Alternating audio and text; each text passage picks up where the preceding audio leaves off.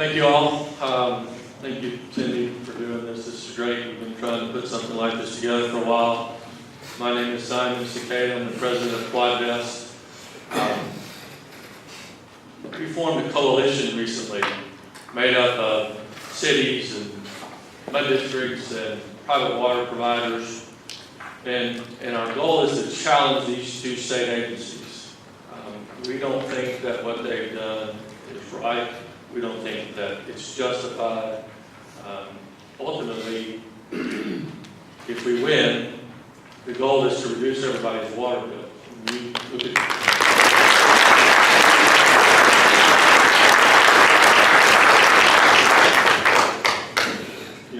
When you look at your water bill these days and you see River Authority fee or Lone Star fee or pass-through fee or whatever that is this add-on tax or fee that water providers are forced to collect and pass on to these government agencies. And I have to say a special thank you to Mayor Melder. He's been fighting this fight for 6 or 8 years. A lot of time he was by himself. Probably pretty lonely. Nobody was listening. It was back when it was only 25 cents per 1,000 gallons, and so people weren't upset.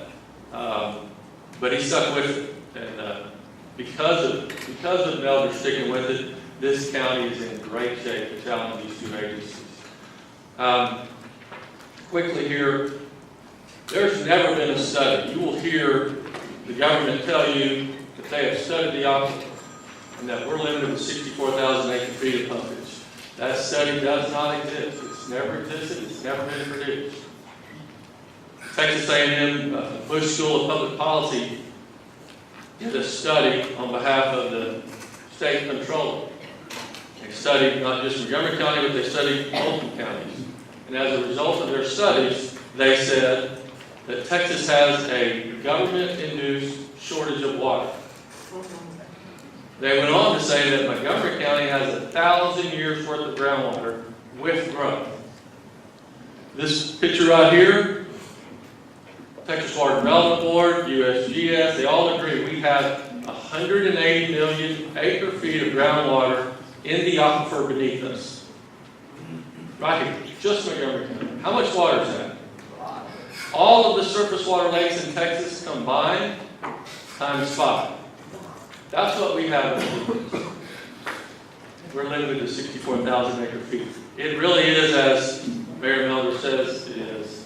That these government agencies that just try to grow the bureaucracies. So what are we doing about it? Recently, the Lieutenant Governor of Texas issued interim charges to a Senate Committee on Water, Agricultural, and Rural Affairs, and he wanted this committee to look into groundwater issues in Texas. We had hearings across the state. Chairman Perry came back and wrote a letter to the groundwater conservation districts, and he told them he wanted 4 issues addressed.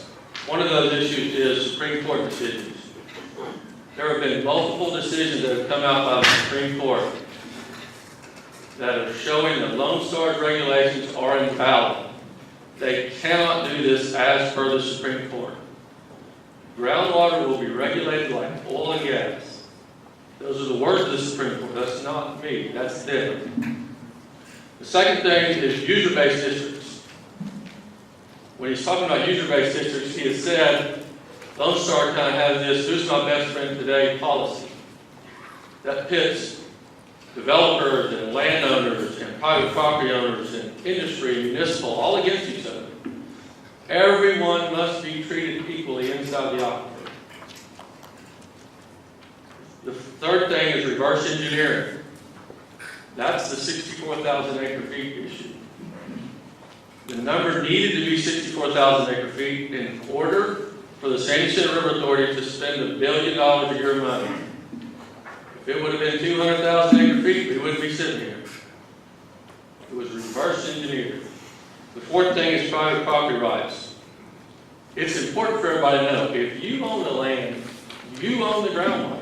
It is just like oil and gas. It cannot be taken from you. It is private property. And so when a government agency creates a permitting scheme that makes you go to another government agency and sign a contract in order to have your private property rights, That's not valid. They cannot do that. On the House side, same thing. The House, I don't remember what committee, I think it was the Natural Resource Committee, had multiple hearings across the state. I recently visited with Representative Larson, who was on that committee. He apologized to me for what happened in Montgomery County.